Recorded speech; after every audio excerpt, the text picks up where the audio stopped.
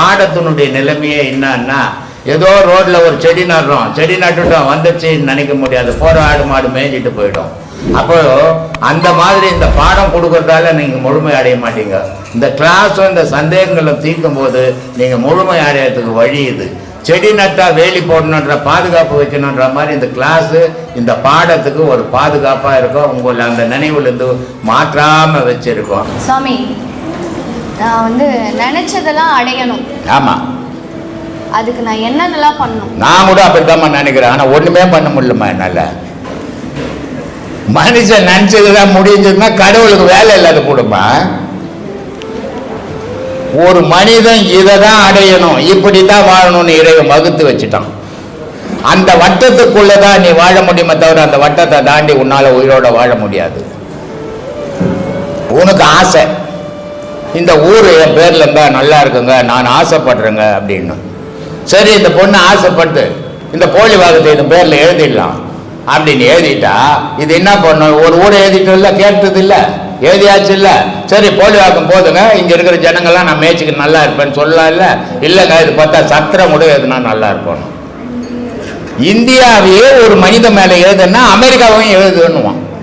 ஏன்னா ஆசைன்ற சொல்லுக்கு அளவு கிடையாது. அதனால ஒரு ஆசைக்குள்ள வாழும் போது அமைதியா வாழ்வ. ஆசை கடந்து எல்லாம் உனக்கு ஓணும்னு நினைச்சுன்னா நீ அமைதியை இழந்துடுவ. சொல்லுமா, பட்டு பட்டு பட்டு பட்டுன்னு சொல்லணும். இந்த பக்கத்துல அவருக்கு அவர் போடலாம் காவ வைக்கிறோம்.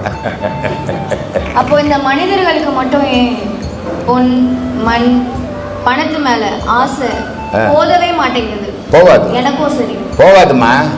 சில பேர் செத்து போயிட்டாருன்னா உயிர் போவாது. அவனுக்கு என்ன பண்ணுவாங்க தெரியுமா?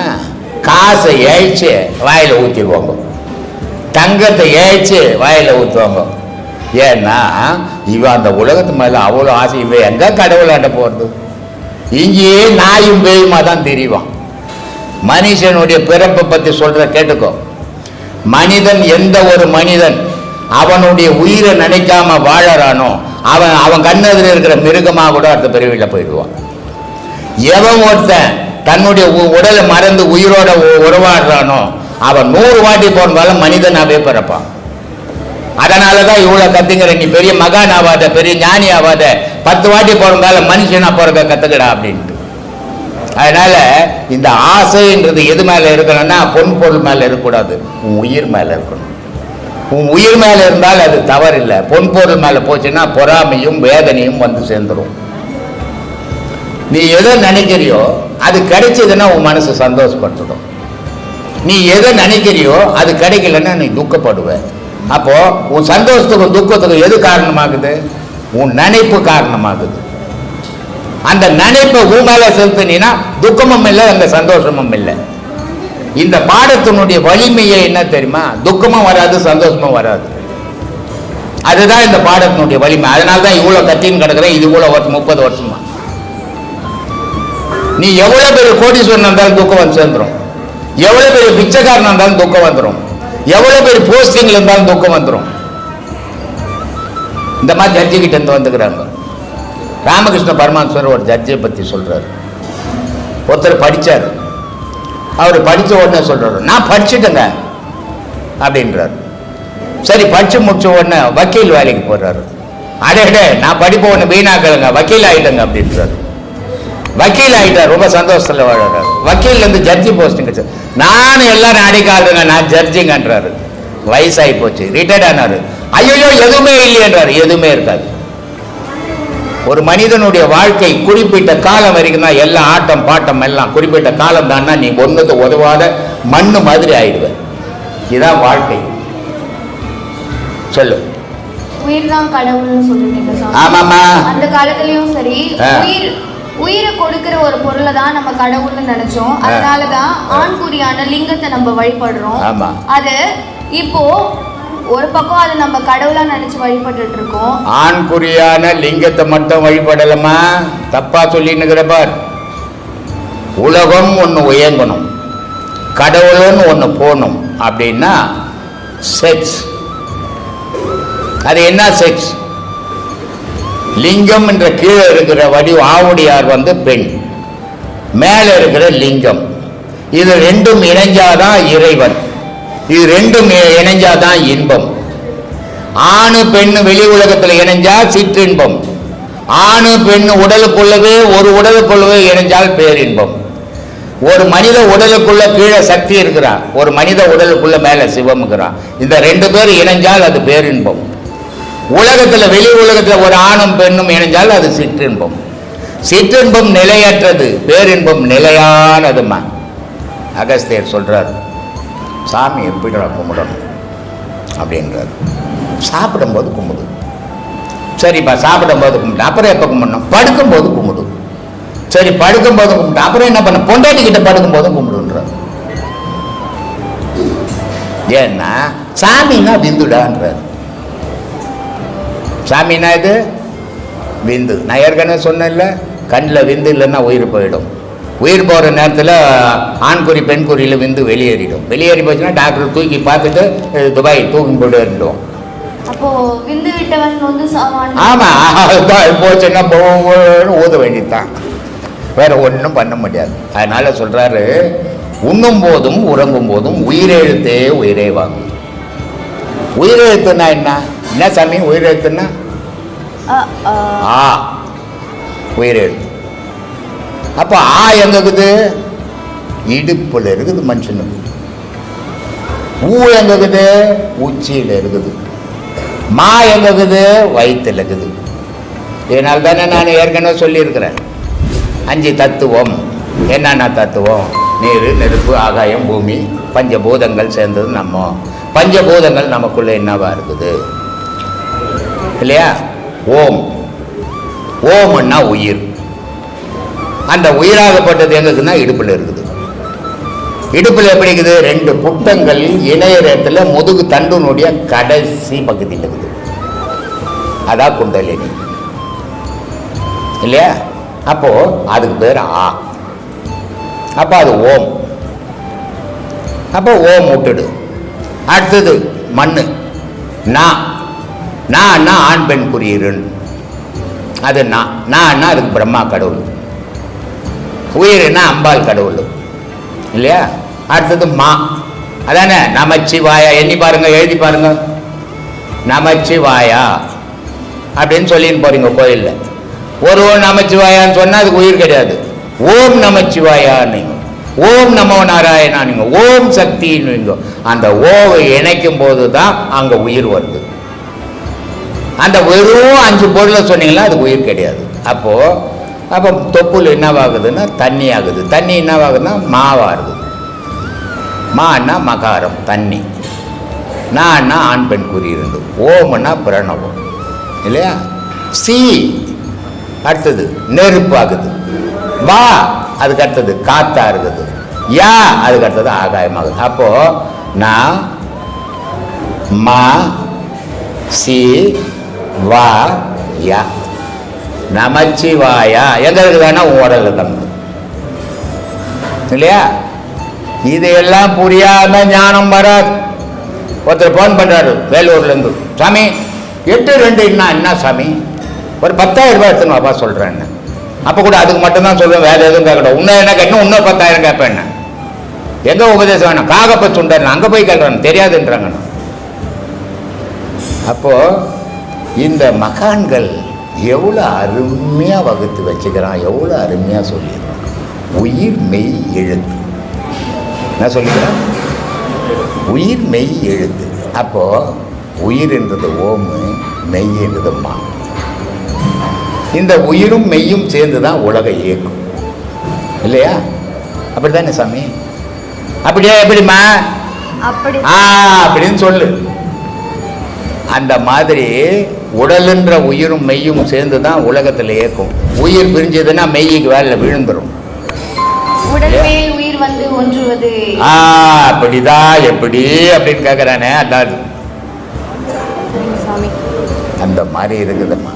இதை கடவுளை எப்படி அடையணும்? இவர் சொல்றாரு, உண்ணும் போதும் உறங்கும் போதும் உயிரெழுத்தை உயரே வாங்கும். பெண்ணின் பால் இந்திரியம் விடும்போது அவத்தில் நின்று. பொம்பளை கிட்ட புணரல் பண்ணும்போது கூட விந்து விட்டுடாத, அப்படியே அது மேலே தூக்கிடான்றார். அதனால் சொல்றாரு, உண்ணும் போதும் உயிரெழுத்தும் உயரே வாங்கு, பெண்ணின் பால் இந்திரியம் விடும்போது அவத்தில் நின்று. தின்னும் கைலை மருந்து அதுவே ஆகும், மண்ணுழி காலம் மட்டும் வாழலாம் பாரு, மரளி கையில் அகப்பட மாட்டார், எவங்கிட்ட மாட்டிக்க மாட்டேன். இவர் சொல்லிட்டார். யார் சொல்றாரு? அகத்தியர் சொல்றாரு. திருமூலர் சொல்றாரு, மூல துவாரத்தை முட்கரமிட்டிரு, மேல துவாரத்தில் மேல் மனம் வைத்திரு, வேல் ஒத்த கண்ணை வெளியில் விழித்திரு, காலத்தை வெல்லும் கருத்தானே. இல்ல இப்படியெல்லாம் மகான்கள் நமக்கு எல்லாத்தையும் சொல்லி கொடுத்துட்டு போய்க்கிறாங்க. ஆனால் இந்த மரம் மண்டையில் ஏற மாட்டேன், நம்ம என்ன பண்ணுறது? உன்னை அவ்வளோதான் நான் கத்துவேன். இப்படி இருக்குது. எல்லாருக்கும் ஆத்ம வணக்கம். ஒரு கேள்வி ஒன்று இருக்குப்பா. அது என்னென்னா,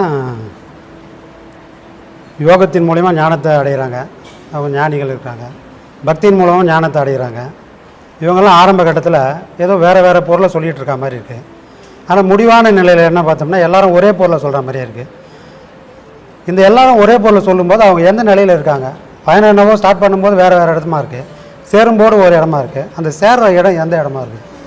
என்னுடைய வாழ்நாள்லேயே கிட்டத்தட்ட எனக்கு ஒரு 5000 சீடர்கள் இருக்கிறாங்க. ஆனால் இருந்தாலும் கூட என்னுடைய கேள்விகளுக்கு பதில் இல்லை, அவங்களுடைய கேள்விகளுக்கு நான் பதில் சொல்கிற விதம், இது எல்லாம் எவ்வளோ கிட்டத்தட்ட ஒரு 14 வருஷமாக நடக்குது. நடந்தால் கூட என்னுடைய சீடர்களில் வேலாயுதம்னு ஒரு சீடர் இருந்தார். அந்த வேலாயுதம்ன்ற சீடர் எப்படிப்பட்டவர்னா, எல்லாரும் சீடர்கள் தான், எல்லாரும் படித்தவங்க தான். ஆனால் படித்தால் போதாது. அதனால தான் நான் ஒவ்வொரு கிளாஸ்லேயும் சொல்கிறது, படித்தா போதாது. ஒரு பாடலை படிக்கிறீங்க, அந்த பாடலுக்குள்ளே நமக்கு அவர் என்ன சொல்கிறாரு, அந்த மகான் நமக்கு என்ன சொல்லியிருக்கிறாரு, அதை ஆராயணும். படிக்கிறதுக்கு பேப்பரில் இருக்கிற எழுத்தை படிக்கிறது யார் ஒன்றாலும் படிக்க முடியும். ஆனால் அதுக்குள்ளே இருக்கிற பொருள் என்னன்றதை எடுக்கிறது தான் ஆன்மீகம். அந்த மாதிரி எடுக்கிற ஆற்றல் என்னுடைய வாழ்க்கையில் அந்த வேலாயுதத்துக்கு மட்டும்தான் இருந்தது, என்னுடைய சீடர்கள்லேயே. அந்த வேலாயுதத்துக்கு அடுத்தபடியாக இன்றைக்கி இருக்கிற ஆன்மீக சீடர்களில் என்னுடைய மகன்றதுக்காக நான் சொல்லலை, ஆனால் அவனுக்கு இந்த ஆன்மீக பாடல்களில் பொருள் தேடுறான். ஆன்மீக பாடல் தேடுறதில்லை, ஆன்மீகத்தினுடைய பொருள் தேடுறான். இதுதான் ஆன்மீகத்துக்கு ஊர்ந்துகோல், இதுதான் வழி. அதில் இருக்கிற உண்மைகளை தெரியும் போது தான் நம்ம அதில் பயணம் பண்ண முடியும். அதில் இருக்கிற உண்மைகள் தெரியாததுனால நம்ம ஒரு நேரம் படிப்போம், ஒரு நேரம் விட்டுடுவோம். அப்போது அதை ஆராயணும், அந்த பாட்டுக்குள்ளே என்ன இருக்குதுன்னு. இப்போது அருணகிரி ஒரு பாடலில் சொல்கிறாரு, நாத விந்து கலாத்தி நமோ நமோ, வேத மந்திர சொருபா நமோ நமோ, போக அந்தரி பாலா நமோ நமோ, அருள் தாராயா அப்படின்னாரு. இப்போ இதை பாட்டு கேட்கறதுக்கு டிஎம் பாடினாரு, ரொம்ப அருமையாக பாடியிருக்கிறாரு. அருணகிரியை நல்லா எழுதிக்கிறார். ஆனால் அதுக்குள்ளே நமக்கு என்ன சொல்கிறாங்கன்னு பார்க்கணும். நாதம் விந்து கலை. நாதம்னா ஆன்மா, கலைன்னா உயிர், விந்துன்னா ஜீவன். இந்த மூணும் ஒன்றா சேர்ந்தால் இறைவனுடைய சமமானவன் நீ. அப்போ உன்னை இந்த உலகத்தில் எந்த தீமையும் எதையும் செய்ய முடியாது. அதுக்கு இந்த போக அந்தரி பாலா நமோ நமோன்றாரு. போக அந்தரி பாலானா கீழகிற ஜீவனும் மேலகிற ஆன்மாவும் இணையணும். இது அந்த பாட்டினுடைய பொருள். இது இணைஞ்சது பிறகு இந்த குழந்தைக்கு வரம் கொடுக்கறது, வரம் தாராய், என்ன வாழ வைக்கிறதுக்கு வழி சொல்லு அப்படின்றது. ஏன்னா அப்போ தான் அது முடியும். இதை மாதிரி ஒவ்வொரு பாடலையும் பொருள் அறியணும். பொருள் அறியாமல் பாட்டு பாடி நான் 100 பாட்டு பாடுவேன், 200 பாட்டு பாடுவேன்னா அதில் ஒரு பயணம் கிடையாது. பாட்டுக்குள்ளே நமக்கு என்ன சொல்கிறாங்கன்னு தெரிஞ்சுக்கணும். அந்த ஆற்றல் வேலாயுதத்துக்கு அடுத்தபடியாக இந்த ஆசிரமத்தில் இவன் தான் அந்த வேலையை செய்துன்னு இருக்கிறான். அது மனசுக்குள்ளே ஒரு சந்தோஷம். பிற்காலத்தில் எனக்கு அப்படி அப்புறமாவும் இவன் பேசுவான்ற ஒரு நம்பிக்கையோடு இதுக்கு பதில் சொல்கிறேன் நான். சொல்லுப்பா. இந்த சிவவாக்கியர் இடத்துல சொல்கிறாரு, அந்தரத்தில் 1 மாய், அகண்ட கால் 2 மாய், சிந்தனையில் 3 மாய், சிவந்த அப்பு 4 மாய், 5 பாடல் 5 மாய், அளவிறந்த சோதியை சிந்தையில் தெளிந்த மாயம் யாவர் கணர். ஆமாம். இப்போ 5 பஞ்சபூதத்தையும் வரிசைப்படுத்திட்டார் அவர். இந்த 5 பஞ்சபூதத்தில் என்ன இருக்குதுன்னா ஒவ்வொன்றிலையும் 5 5 இருக்குது. மண்ணில் பார்த்தீங்கன்னா 5 இருக்குது. நீர் இருக்குது, நெருப்பு இருக்குது, காற்று இருக்குது, ஆகாயம் இருக்குது, பூமி இருக்குது, மண்ணில் இருக்குது. நீரில் பார்த்தீங்கன்னா 5 இருக்குது. நீர் இருக்குது, நெருப்பு இருக்குது, காற்று இருக்குது, ஆகாயம் இருக்குது, பூமி இருக்குது, அது இருக்குது. இப்படி 5 பஞ்சபூதத்திலும் 5 5 50 நிற்குது அது. அப்போ நீ ஒன்று சேரும்போது அதான் 51 அட்சரம்ன்றது. அப்போது இந்த 5 பஞ்சபூதங்கள் இருந்தாலும் முப்பொருள் தான் இங்கே ஏக்கமாக நிற்குது. இந்த முப்பொருளில் தலைமையாக இருக்குது காற்று. அப்போ காற்றோடு என்ன கலக்குது? இப்போ ஒரு விளக்கை கொளுத்திட்டு அதில் காற்று படாத அதை மூடினா அணைஞ்சிடும். அப்போ அந்த விளக்கு எரியணுன்னா என்ன வேணும்? காற்று வேணும். அப்போ உனக்குள்ளவே இருக்கிற ஜோதியை நீ பாரு, அதான் கடவுள்னு சொல்கிறாரு. அதான் ஆராயி, நீயே ஆராய், உனக்குள்ள உண்மை தெரிஞ்சிடும், உனக்குள்ள இருக்கிற ஜோதியை நீ பார்ப்ப அப்படின்னு சொல்கிறாரு. அதான் இந்த விஷயத்தை என்னன்னா, யோகத்திலேருந்து வரவங்களும் ஞானத்தில் அடையும்போது ஒரே போகலாம், பக்தியிலேருந்து வரவங்க ஒரே விஷயத்த சொல்ல ஆரம்பிச்சாங்க கட்டத்துக்கு அப்புறம். ஆமாம், அங்கே எங்கன்னு கேட்குற இல்லையா? பட்டினத்தார் ரொம்ப அழகாக சொல்லுவார், இந்த யோகம் எதுக்காக பண்ணப்படுது? இந்த யோகம் பண்ணுறதால நீ போய் கடவுளை அடைஞ்சிடுவியா அப்படின்னா அடைய முடியாதுப்பா. சரி, அடைய முடியாததுக்கு இந்த யோகம் நான் எதுக்கு பண்ணணும் அப்படின்னா உன் மனம் அடங்கிறதுக்கு பண்ணணும். அப்போ மனம் அடங்கினா தான் நீ கடவுளை பார்க்க முடியும், மனம் அடங்காமல் கடவுளை பார்க்க முடியாது. அதனால சொல்கிறாரு, அட்டாங்க யோகமும் ஆதாரம் ஆறும் அவித்தை ஐந்தும் விட்டேறி போன வெளிதனிலே வேப்பொன்று கண்டேன். நான் யோகத்தில் நான் உட்கார்ந்தேன், அப்போ பார்த்தேன் என்ன நான். அதுக்கப்புறம் 6 ஸ்தான வழியாகவும் போனேன் மேலே, அப்பவும் என்னை பார்த்தேன் நான். அவித்தை 5 வெளிப்புற தோற்றங்களுக்குதே, இந்த 5 புலனையும் நான் பார்த்தேன். ஆனால் இது பார்க்குற வரைக்கும் கடவுள் எனக்கு தெரியலப்பா. ஆனால் இதை விட்டு நான் தனியாக போனேன். தனியாக போகும்போது இந்த 5யும் காணோம். இங்கே காணாத போது கடவுள் தெரிஞ்சாம்பா அப்படின்றார். அதனால் சொல்கிறாரு, அட்டாங்க யோகமும் ஆதாரம் மாறும் அவித்தை 5 விட்டேறி போன வெளிதனிலே வேப்பொன்று கண்டேன். வட்டாகி செம்மதில் பாலூர உண்டு எட்டாத பேர் என்பம் என்ன விழுங்குதுன்னு. நான் சாப்பிட்டேன்னு சொல்லலை, தேனை தொட்டு நான் சாப்பிட்டா ருசி சொல்லலாம், அப்பா தித்திப்பா இருந்ததுப்பா, அருமையாக இருந்ததுப்பான்னு. ஆனால் தேனில் நான் முழுமையாக விழுந்தேன்னா ருசி சொல்ல முடியுமா? சொல்ல முடியாது. அந்த மாதிரிடாது கடவுள் என்ன வாயில் போட்டுக்குச்சு, அதனால் அதை பற்றி நான் விவரித்து சொல்ல முடியல. நானா இருந்தேன்னா அதை பற்றி பேசுவேன், நானா இல்லையே எங்க, அதனால என்ன அதை பற்றி பேச முடியலன்றது. இது எப்போ கிடைக்குது இந்த நிலை அப்படின்னா, பக்தியில் போனாலும் சரி, இந்த யோக மார்க்கத்தில் போனாலும் சரி, மனம் அழியணும். மனம் அழிஞ்சால் மட்டும்தான் ஞானம் தெரியும். மனம் அழிக்கிறதுக்கு தான் பக்தியும் இந்த யோகமும். இதில் ரெண்டுலையுமே மனம் அழிஞ்சால் எல்லாமே ஞானிகள். பக்தியிலிருந்து வந்து மனம் அழிச்சவங்களும் மகான் தான், யோகத்திலிருந்து வந்து மனம் அழிச்சவங்களும் மகான் தான். அப்போ 2 பேரும் சேர்ந்த இடம் ஒரே இடம். இதை ஆதிசங்கரர் சொல்றாரு, அத்வைதம். அத்வைதம் என்ன? உலகம் ஒன்று, நீயும் அதுதான். உலகம் ஒரு பொருள், கடவுள் ஒரு பொருள், நீயும் ஒரு பொருள் தான். இங்க எங்கேயும் வேற்றுமையே கிடையாதுரா அப்படின்ட்டார். அப்போ அது இல்லைன்னா இங்க ஏக்கமே இல்லடான்ட்டார். இது அத்வைதம். உடனே ராமானுஜர் வந்தார், துவைதம்னாரு. இது என்னங்க அவர் அத்வைதம்னாரு, நீங்க துவைதம்ன்றீங்களே அப்படின்னாரு. 2பா அப்படின்னாரு. இது எப்படி பெரிய பெரிய மகான் வந்து இப்படி மாற்றி மாற்றி சொல்லலாமா? தப்பு இல்லையா இது? கேட்குறவனுக்கு குழப்பம் வந்துடாதா அப்படின்னா, இவர் என்ன சொல்றாரு, உனக்குள்ள நீ இருக்கிற, ஆனா உன்னை தெரியுமா? தெரிஞ்சாதானே நீ ஒரு பொருளாவ, தெரியறதுக்கு முன்ன நீ வேற அது வேற தானே அப்படின்னு ராமானுஜர் சொல்றாரு. அவர் ஆதிசங்கர் என்ன சொல்றாரு, அது இல்லைன்னா நீயே இல்லையே, அப்ப நீ தான் அது, அதான் நீ அப்படின்றார். அப்போ 2 மகான்கள் சொல்றது ஒரு விஷயம்தான்.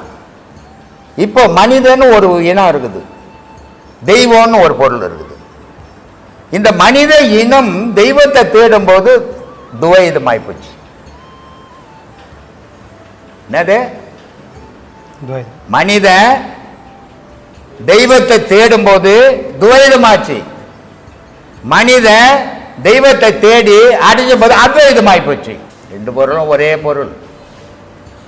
இதெல்லாம் புரியாம நமக்கு ஞானம் புரியாது.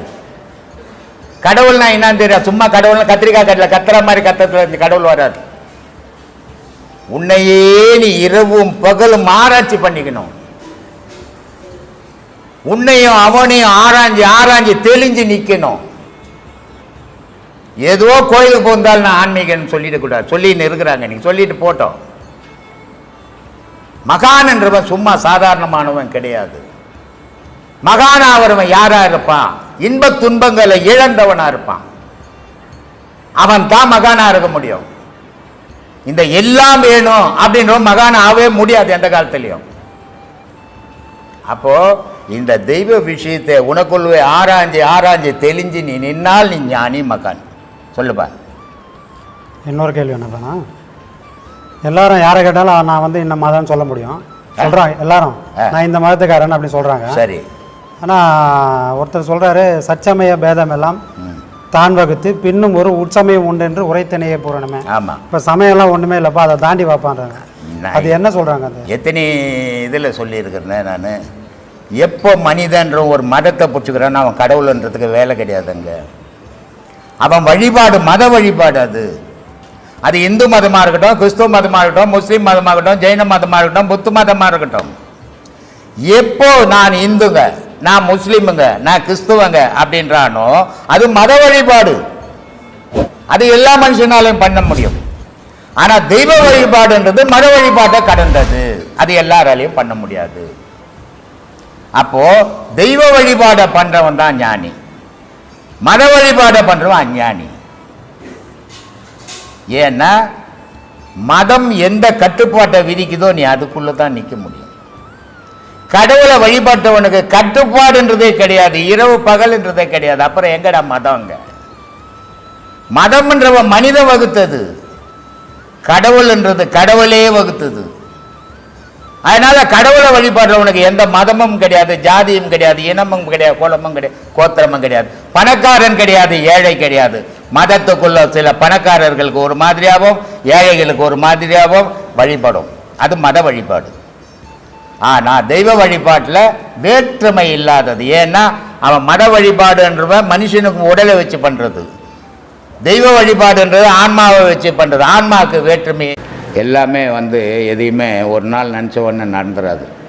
நம்ம நினைக்கிற நிலையில் இல்லை, நடக்கிற நிலையில். நம்ம நிலையெல்லாம் ஒவ்வொருத்தருக்கும் ஒவ்வொரு ஸ்டேஜ் இருக்குது. ஒருத்தனுக்கு ஒரு நினச்சா ஒரு இடத்துக்கு போயிடுவோம், ஒருத்தர் நினச்சா போக முடியாது, ஒருத்தர் நினச்சா போக முடிஞ்சாலும் அவன் குடும்பம் விடாது. இந்த மாதிரி பல பிரச்சனைகள் இருக்குது. இதையெல்லாம் தாண்டி தான் இறைவனோடு இறைவனை வழியில் வரவே கூடாது. என்னை பொறுத்தவரைக்கும் கேட்டால் யாரும் வராதிங்க. இதில் நல்லா சம்பாதிங்க, பொண்டாட்டி புள்ள குட்டிக்கு போடுங்க, நல்ல அப்பா நல்ல அம்மானு பேர் எடுங்க.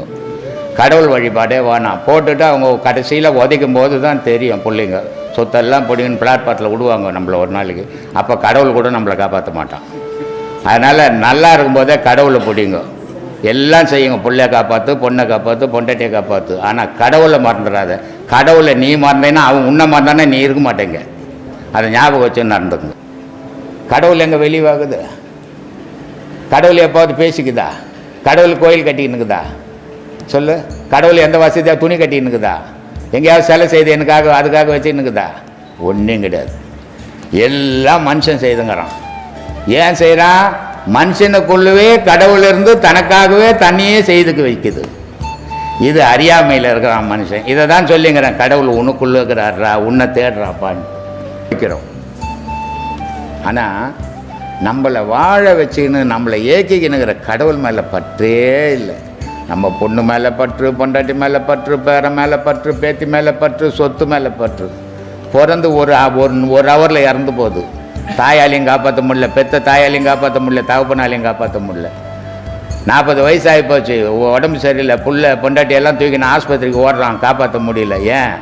அது உள்ளே இருக்கிற வரைக்கும் தான் நீ இருப்ப. நீ இல்லைன்னா அது இல்லைன்னா நீ இல்லை. அப்படிப்பட்ட பொருளை நினைக்கிறதுக்கும் நம்மளுக்கு மனம் வரலை. உலகத்து மேலேயே ஆசை அலையுது. அதுக்கு தான் ஆசை, பாசம், காமம்.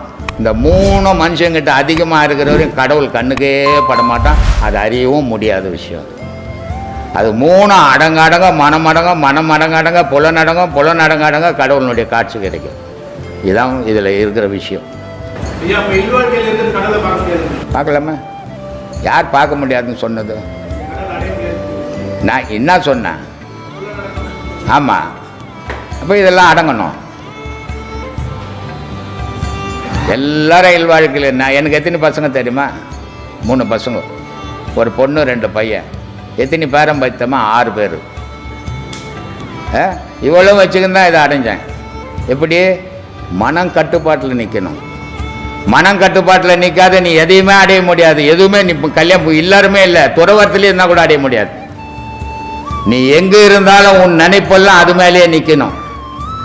அதுக்கு தான் சொன்னார் பட்டினத்தார், எத்தவுள் செய்தாலும் ஏதவத்தை பட்டாலும் முத்தர் மனம் மோனத்தே, இது கைவீசி கதி விளையாடி வந்தாலும் தாதி மனம் நீர் கொடுத்தேன்னாரு. இந்த கிராமத்தில் பசங்க ஒரு 1/2 கிலோமீட்டருக்கும் குளம், ஊருக்கு குடிக்க தண்ணி எடுத்துன்னு வரணும். ஒரு குடம் எடுத்துன்னு வர முடியாது. அதனால் என்ன பண்ணோம், 4 குடம் எடுத்துமே குடத்து மேலே குடம் அடிக்கணும், இடுப்பில் ஒன்று எடுத்துன்னு கையில் ஒன்று எடுத்துன்னு நல்லா ஜாலியாக பேசின்னு வர்றதுங்க. விழாது. நம்ம என்ன இவ்வளோண்டு பொருளை எடுத்து வச்சா கீழே போட்டு உடச்சிடுவோம். ஏன் விழாது அப்படின்னா, எது பேசிக்கின்னு எது சிரிச்சின்னு வந்தாலும் அது மனசு வந்து அந்த குடத்து மேலேயே நிற்குது. அதனால் அது அசையலடா. அந்த மாதிரி நீ இன்பத்தில் இருந்தாலும் துன்பத்தில் இருந்தாலும் உன் மனசை கடவுள் மேலே செலுத்துற. அதை விட்டுப்பட்டு நீ இந்த உலகத்து மேலே செலுத்தினா நீ நிம்மதி எழுந்துருவிடான்னு. அதனால் துறவரமா இல்லறமான்றது இல்லை, எங்கே இருந்தாலும் அந்த பற்று இருக்கிறவனுக்கு தான். துறவரத்தில் பொண்டாட்டி கல்யாணமே பண்ணிக்கலாம் மட்டும் கடவுள் மேலே பற்று வந்துடுமா? இல்லை பொண்டாட்டி வச்சுக்கிறவனுக்கு பொண்டாட்டி மேலே தான் பற்று இருக்குமா? அப்படிலாம் கிடையாது. அவன் மனப்பக்குவத்தை பொறுத்து தான் இருக்குது. அது மனம் வந்து எது குடும்பம் பொண்டாட்டி புள்ள எல்லாம் செய்யுங்க, ஆனால் நீ அதில் ஒட்டிக்காத. உலகத்தில் எத்தனையோ செடிகள் இருக்குது இல்லை, 1000 எண்ண முடியாத அளவு செடிகள் இருக்குது. எல்லா செடியும் தண்ணியில் எடுத்து போட்டுனா நனைஞ்சிடும், தண்ணி ஏறிக்கிறோம். ஆனால் தண்ணியிலே வர தாமரை ஒட்டுதை பார்த்தியா, தள்ளி விட்டுறோம் தண்ணியை கோலி மாதிரி. அந்த மாதிரி நம்ம சாக்கடியில் பிறந்துட்டோண்டா, அதில் ஒட்டாத வாழ்ந்துக்கிட்டா புள்ளப்பூச்சி மாதிரின்னா. புள்ளப்பூச்சி சேத்துலேருந்து வெளியே வரும், குளிச்சுட்டு வர மாதிரி வரும். புளியம்பழங்குது தெரியுமா? அந்த புளிய மரம் காய் பூ வரும், பிஞ்சு வரும், காய் வரும், செங்காயாகும், பழமாகும். பழுத்த உடனே ஓடு தனியாகிடும், பழம் தனியாகிடும், கொட்டை தனியாகிடும், ஒன்னோட ஒன்று ஒட்டி இருக்காது. அது மாதிரி உனக்கு பக்குவம் வர வர அந்த குடும்பத்தோடு ஒட்டிக்காதடா. ஆனால் அதுலேயே இரு, ஒட்டிக்காத. அதுக்கு தான் இவ்வளோ உதாரணங்களை சொல்லின்னுக்குறோம். அதெல்லாம் இல்லாமல் இந்த பற்றே இல்லாமல் நான் இல்லறத்துல இருந்தான்னா துறவரத்தில் இருந்தான்னா ரோட்டில் பத்தான்னா எல்லாம் ஒன்று தானே. அதனால் அப்படி வாழறது வாழ்க்கை இல்லை. அவன் பூமியில் பிறந்ததே வேஸ்ட்டு. கடவுள் பற்று இல்லாதவன் வாழறது இந்த பூமியில் மிருகத்தில் இருக்கிற கதை, மொத்த கதையும் அவருக்கு தெரியும். அவர் வீட்டு புள்ள எங்கே வேலை செய்கிறான், அவர் வீட்டு பொண்ணு எங்கே போகுது, இவர் வீட்டு பேரன் எங்கே போகிறான்னு. ஆனால் இவர் வீட்டில் யார் போகிறாங்கன்னு இவருக்கே தெரியாது. அது மாதிரி ஊரை பற்றி பார்க்குறவனுக்கு தன்னை பற்றி தெரியாது, தன்னை பற்றி தெரிஞ்சவனுக்கு ஊரை பற்றி தெரியாது. அது மாதிரி தன்னை பார்க்க தெரிஞ்சுங்கோ. ஏன்னா நம்ம தான் சாக போகிறோம், நம்ம தான் பிறக்க போகிறோம். அவன் பிறந்தா என்ன செத்தா நமக்கு என்ன? நம்மளை பாருங்கள், உங்களை பார்க்க தெரிஞ்சுங்கோ, அதான் நல்வழி. அதனால் எந்த செயல் இருந்தாலும் தன்னை அறியணும். நான் யார், நான் எதுக்கு பிறந்தேன், பிறந்து சாகிறதுக்காக பிறந்தேன், இந்த சாவு ஏன் வருது, அப்போ சாவு நான் எதுக்கு வருது, என் உடலுக்கு வருதா என் உயிருக்கு வருதா, அதை சிந்திங்க. அப்போ தான் தெரியும், அது வரைக்கும் தெரியாது. அவங்க அதெல்லாம் வந்து ஆரம்பத்தில் அவங்களுக்கு பாடம் கொடுக்கறதுக்கு முன்னாடி உங்களுக்கு என்ன பிரச்சனை இருக்கா, ஏதாவது உடலில் ஏதாவது பிரச்சனை இருக்கா, அதெல்லாம் கேட்கணுமா, கேட்டு கொடுத்தா நல்லா இருக்குமா? நான் எம்பிபிஎஸ் படிக்கலை, இல்லை சொல்கிறத கேட்கலையே, வைத்தியம் படிக்கலை. நான் தெரிஞ்சுக்கிறது வெறும் ஆன்மீகம். எப்போ வயசில் போனேன் நான் இந்த ஆன்மீகத்துக்குள்ளேன்னா 6 வயசு. நான் இதில் அடியெடுத்து வைக்கும்போது அந்த 6 வயசில் எனக்கு என்ன தோணுச்சு, முட்டாள்தனமான கடவுள் பக்தி தோணுச்சு. கடவுள் இருக்குதா இல்லையா, பொய் சொல்கிறாங்களா கோயிலெல்லாம் கட்டி வச்சுட்டு அப்படின்ற கேள்விகள் தான் எனக்கு எழுந்தது. ஆனால் எனக்கு அந்த வயசில் கேள்விகள் எழுந்து அதை ஆராய ஆரம்பித்தேன். இது இருக்குதா இல்லையா, உண்மையா பொய்யா அப்படின்னு இதை ஆராயும் போது என்ன போச்சுன்னா, என்னுடைய வாழ்க்கையை பற்றி நான் யோசிக்கல. ஏதோ போகிறோம் வரோம், ஒரு வேலை செய்கிறோம், ஏதோ சாப்பிட்றோம் போகிறோம். ஆனால் எனக்கு முழுக்க அது மேலேயே அந்த எண்ணங்கள் இருந்தது.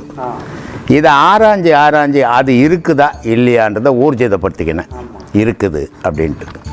அன்னைக்கு வந்து நான் கேள்வி கேட்டுக்குன்னு தெரிஞ்சேன், கடவுள் இருக்குதா இல்லையா அப்படின்ட்டு. ஆனால் இன்றைக்கி பல கோடி பேருக்கு பதிலாக இருக்கிறேன் நான். அப்போது எனக்கு தெரிஞ்சது ஆன்மீகம் மட்டும்தான், கடவுள் வழிபாடு மட்டும்தான். உன் உடல் உபாதிக்கெல்லாம் நான் பொறுப்பு இல்லை. ஏன்னா நான் ஏற்கனவே சொல்லிக்கிறேன், இந்த ஆன்மீகத்தை அடையணும் அப்படின்றவன் எப்படி இருக்கணும் அப்படின்ட்டு. ஒன்றும் வைராக்கியம் உள்ளவனாக இருக்கணும், அவன் உடல் தடகாத்தமாக இருக்கணும். அதே நேரத்தில் அவன் குடும்பம் ஒத்து வர்றதா இருக்கணும். அவன் இருக்கிற இடம் அதுக்கு அட்ஜஸ்ட் பண்ணி போகணும். இப்படி போகிறவன் மட்டும்தான் அதில் போக முடியும். என்ன ஒரு பையன் ஃபோன் பண்ணுறான் முகப்போர்லேருந்து, இங்கே வந்து ஒரு உபதேசம் கூட வாங்கிட்டான். அவன் சினிமா துறையில் இருக்கிறான், டைரக்டர் வேலை செய்கிறான். அவன் என்ன சொல்கிறான், சாமி எனக்கு கடவுளை அடைஞ்சாகணும், ஆனால் எங்கள் அம்மா வந்து அது தேவையில்லாதது, நீ சினிமா துறையில் போய் பணம் சம்பாதிடான்னு. அப்போது பெத்த தாயே அவனுடைய எண்ணத்துக்கு எதிர்ப்பாக இருக்குது. ஒன்று வரான், நல்ல வழி, கடவுளை அடையணும், அந்த வழியில் நான் போகணும் அப்படின்னு வந்து உபதேசம் வாங்கிடுறான். இதெல்லாம் சொல்கிறதெல்லாம் உடவுள் தடகாத்தமாகறவனுக்கு சொல்கிறேன்.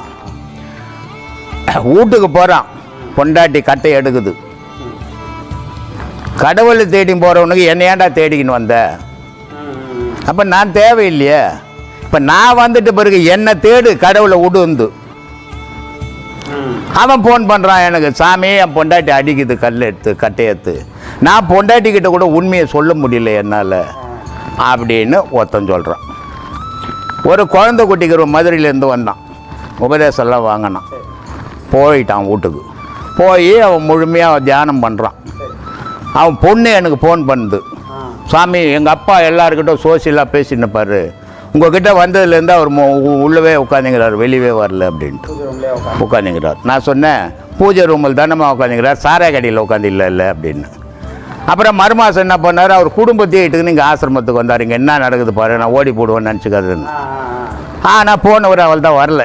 ஏன்னா இது அவங்க விடமாட்டேன்றாங்க. இப்போ நீ இருக்கிற, உன் பொண்டாட்டி இருக்குது, உன் பசங்க இருக்குது, நீ என்ன பண்ணுற, இதில் வந்தோடனே உன் பொண்டாட்டிக்கு ஒரு பயம் வருது.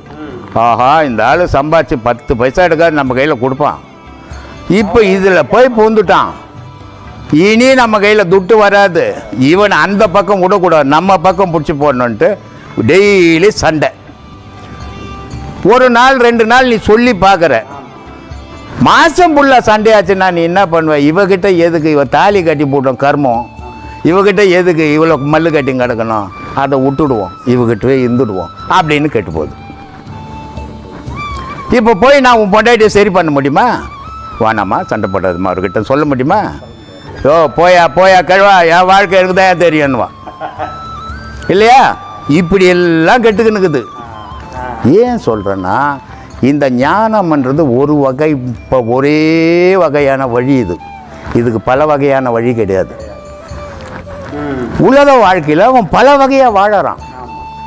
அப்போ இந்த ஒரு வகையில் போகிறதுக்கு அவனுக்கு ஒத்து வரல. எத்தனை பேர் உபதேசம் வாங்கி தான் வீட்டுக்கு தெரியாத வரான் தெரியுமா? இங்கே தெரிஞ்சா விபரீதமா. ஏன்னா முன்காலத்திலலாம் என்ன பண்ணிட்டாங்கன்னா, இந்த வழியிலெல்லாம் போனால் காட்டுக்கு போடுவாங்கோ அப்படின்னு பயமுறுத்தி வச்சாங்க. அதை இப்போ பிடிச்சின்னு தெரியுறாங்க. எவன் போவான் காட்டுக்கு? பொண்டாட்டியை விட்டுட்டு போவானா? ஏதோ ஒன்றா இழப்பான், பொண்டாட்டி இழப்பானா? இழக்கவே மாட்டான். ஆனால் அந்த பயமாகப்பட்டது இன்னும் சொல்லின்னு தெரியுறான்.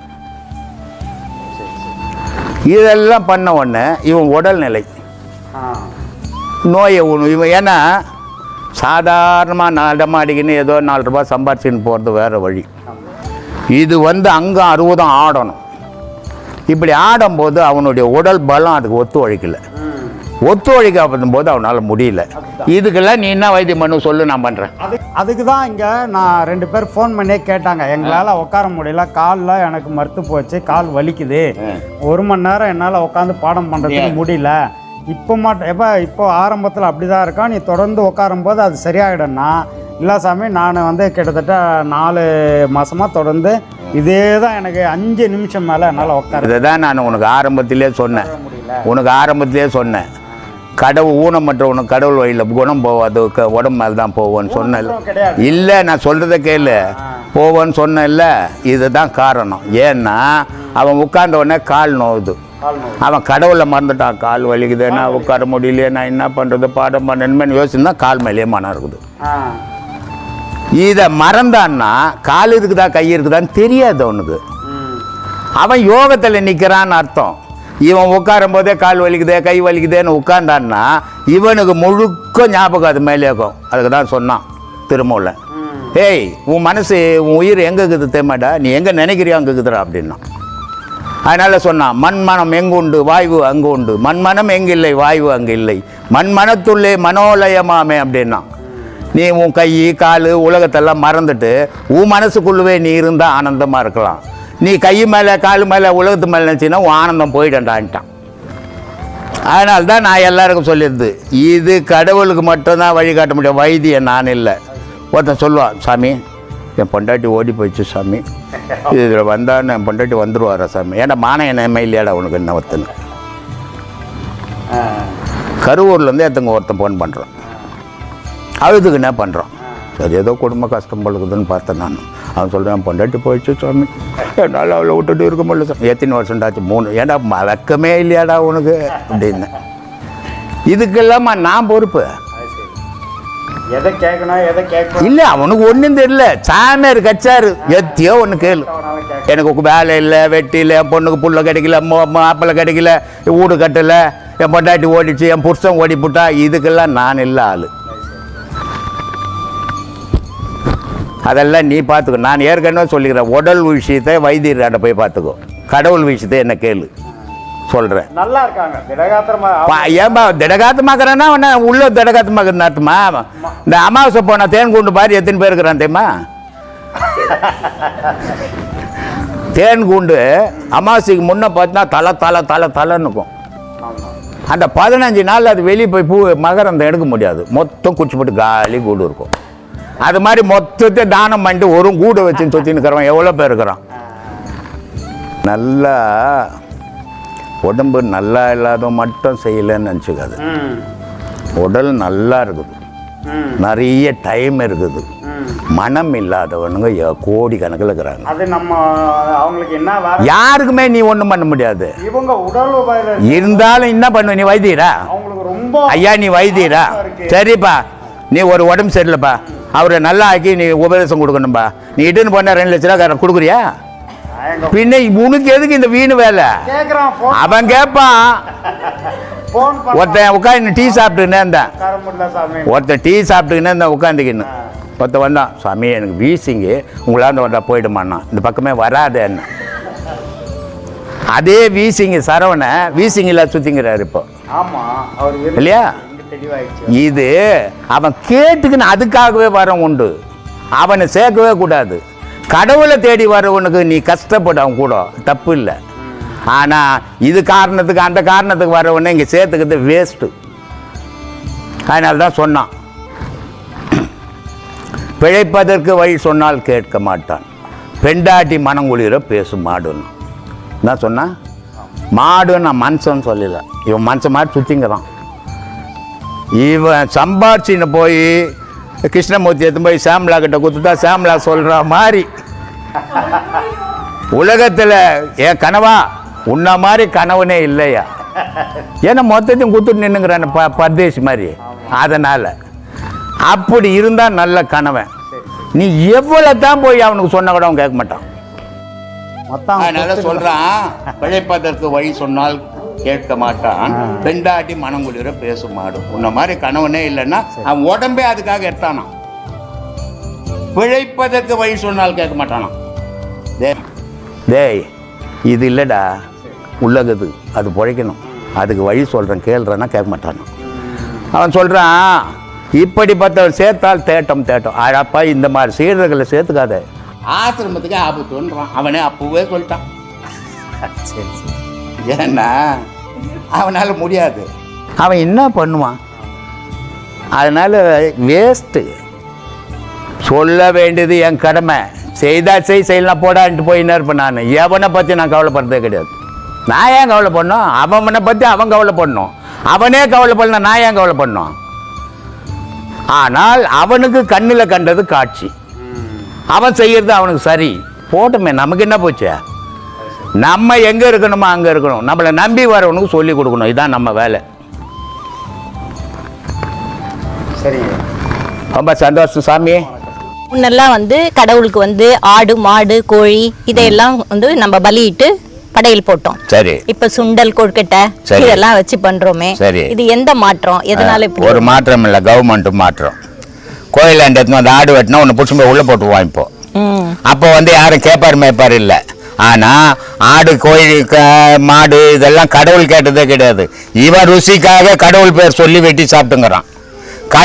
கடவுள் என்ன சொல்கிறாரு, உன் உடலில் நான் எப்படி இருக்கிறனோ எல்லா உடல்லையும் அப்படி தான் இருக்கிறேன். உன்னை நீ எப்படி நினைக்கிறியோ எல்லா உயிரினங்களையும் அப்படி நீ கடவுளுக்கு சமமானவன் கடவுள் சொல்கிறாரு. ஆனால் இவன் என்ன பண்ணுறான், ஆடு மாடெல்லாம் வந்து வெட்டி சாப்பிட்டு இவன் உடல் சுகத்துக்கு. அதனால தான் ரொம்ப அழகாக பத்திரிகை சொல்கிறாரு, மண்ணுயிரை கொன்று தின்று உயலாமல் தன்னுயிர் போல் நினைத்து தவ முடிப்பது எக்காலம்ன்றாரு. எல்லா உயிர்களும் உன் உயிர் மாதிரி நனிடா, நீ கடவுளுக்கு சமமானவன்டா. ஆனால் உன் வாய் ருசிக்காக கடவுள் பேரை சொல்லி வெட்டுற. சரி, வாய் ருசி உன்னால் விட முடியல, எங்கன்னா மரப்பா வெட்டி துண்ணுட்டு போ. அது நீ வெட்டணும், அது துடிக்கணும், 1000 பேர் பார்க்கணும். இது எவ்வளோ கொடூரமான கொலை பண்ணுறது தானேடா சமம் அதுன்றாங்க. அதனால் கவர்மெண்ட் சட்டம் போட்டுக்குது, கோயிலுங்களெல்லாம் ஆடு மாடு வெட்டக்கூடாதுன்னு. அதனால் வெட்டாமக்கிறான், இல்லைன்னா என்ன கூட பிடிச்சி வெட்டி போடுவான். இவன் வெறி, வாய்க்கு இருக்கிற வெறி. அதனால் மனுஷனுக்கு வெறி பிடிச்சி போய் தெரியுறான். அதனால் பாசம் கிடையாதும்மா, பாசம் பண்ணுறதுலாம் கிடையாது, பற்று கிடையாது, தெய்வ பக்தி கிடையாது. பக்தின்ற பேரில் வேஷம் போட்டு தெரிஞ்சுங்கிறான். சரி, நம்ம கோவில் தமிழ் கோவில் சுவாமி, அதில் ஏன் வந்து சமஸ்கிருதத்தில் அர்ச்சனை பண்ணுறாங்க? இது என்ன தமிழ் கோயில் இங்கிலீஷ் கோயிலுன்னு தனித்தனியாக எழுதிக்குது? நம்ம தமிழர் தானே, எங்கேயும் கிடையாது. சமஸ்கிருதத்தில் ஏன் அர்ச்சனை பண்ணுறான் அப்படின்னா, உனக்கு கோயிலில் போய் அர்ச்சனை பண்ண தெரியுமா? தெரியாது. அப்புறம் தெரியாத போது இன்னொரு ஆள் அங்கே ஓணும் இல்லை, அதுதான் சமஸ்கிருதத்தில் ஐயர் பண்ணுறாரு. நீயா இப்போ நான் ஏற்கனவே ஒரு வீடியோவில் சொல்லியிருக்கிறேன், ஒரு கிறிஸ்துவ பையன் போகிறான், அவன் பைபிள் எடுத்துன்னு போய் ஞாயிற்றுக்கிழமை கம்பல்சரி போகணும் சர்ச்சுக்கு. அவன் படித்து அதை பழக்கம் பண்ணிக்கணும். குரான் முஸ்லீமில் 10 வயசுலேருந்து டியூஷன் சொல்லி கொடுத்து குரான் எப்படி படிக்கணும்னு சொல்லி கொடுக்குறாங்க. உலக விஷயத்துல எல்லாம் எல்லாருமே ஈடுபடுறான், தெய்வத்தை பற்றியும் தெரிஞ்சுக்கிறான். ஆனால் இந்த இந்து மதத்தில் தூண்டுறதுக்கு மட்டும்தான் தெரிஞ்சுக்கிறானே தவிர தெய்வ வழிபாட்டை தெரிஞ்சுக்கல. அந்த வழிபாடு தெரியாததால எல்லாம் தேங்காய் பூ பழம் வெத்தலை பாக்கு எல்லாம் எடுத்துன்னு போய் ஐயர்கிட்ட கொடுத்துட்டு இவன் சும்மா நின்று கிடக்கிறான். இவன் வாங்கினு போனதை வச்சு அவன் சாமி கும்பிட்டுன்னுக்கிறான். ஏன், என்ன காரணம்? உனக்கு தெரியல. உலகமே வாழ்க்கைன்னு வாழ்ந்தே தவிர கடவுள்னு ஒன்று இருக்குது, அதை பற்றி தெரிஞ்சுக்கணும்னு இளமையிலேருந்து யாரும் உன் தாய் தாப்பனும் சொல்லி கொடுக்கல, நீ உன் பிள்ளைங்களுக்கும் சொல்லி கொடுக்கல. அப்போ வேற ஒருத்தர்கிட்ட கொடுக்கும்போது அவருக்கு தெரிஞ்ச மொழியில் அவர் சொல்றாரு கடவுளை, நீ கும்பிட்டுட்டு வர. இது தமிழ் கடவுள், இங்கிலீஷ் கடவுள், இந்தி கடவுள்லாம் ஒன்று கிடையாது. கடவுள்ன்றது ஒரு பொருள், மொழியற்ற கடவுள். அதுக்கு மொழியே கிடையாது, அதுக்கு ஜாதியே கிடையாது, மதமே கிடையாது, இனமே கிடையாது, நாடே கிடையாது. அப்படிப்பட்டது கடவுள். அது வந்து ஒரு பெரும் ஜோதி. அதுகிட்ட நீ சொல்றதெல்லாம் அது காதில் விழாது.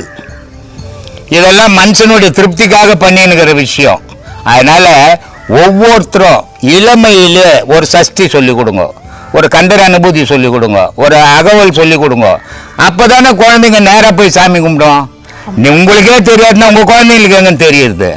அதனால முண்டமாவே போயிடுச்சு. அது சொல்லுமா சுவாமி, சில தமிழர்களை கோவிலுக்குள்ள அனுமதிக்காத நிலையில சுவாமியை நம்புவது எந்த அளவுக்கு சாத்தியம்?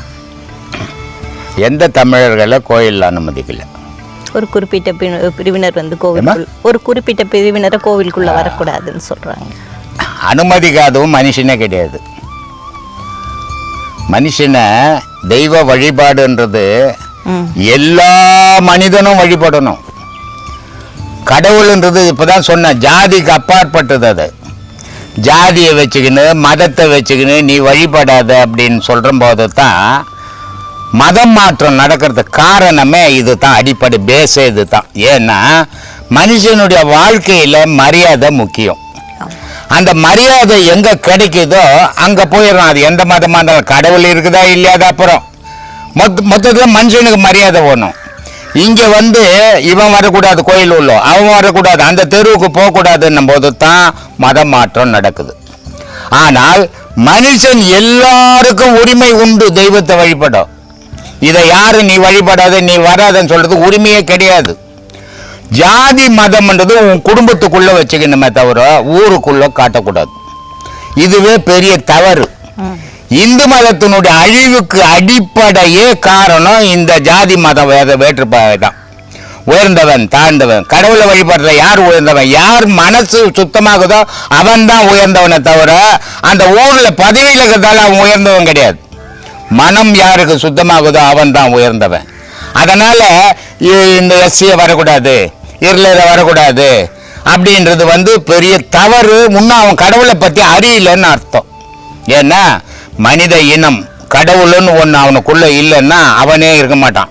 கோயிலில் சாமி கும்பிடாதன்னு சொன்னானே, அவனுக்குள்ள கடவுள் இல்லைன்னா அவனே இருக்க மாட்டான். கடவுளை கும்பிடுறதுக்கு யாருக்குமே தடை கிடையாது, தடை போடவும் கூடாது. எல்லா மனிதரும் எல்லா இடத்துலையும் ஒன்று கூட்டி அன்பு கடவுள்.